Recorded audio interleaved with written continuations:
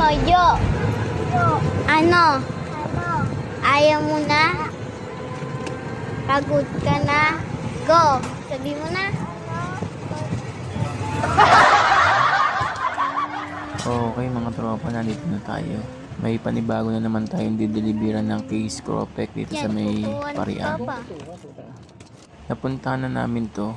Kumuha siya ng 2 bundle. Biruin mo yung 2 bundle na yon, tumagal lang ng kulang-kulang 2 araw. Tapos kumuha ulit siya ngayon ng 2 bundle na spicy.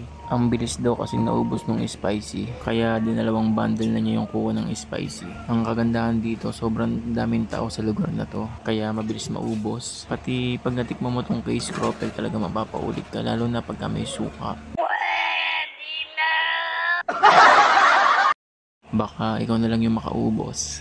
Meron kasi mga tindahan na ang bilis makaubos, kaso bigla na lang silang hindi kukuha sa amin. Tinanong namin kung bakit. Yung pala nalulugay kasi halos yung anak na niya nakakaubos ng Cropec. What? At yan na nga, nagkabayaran namin ni ate. Punta naman tayo sa susunod natin pagdideliveran. Let's go.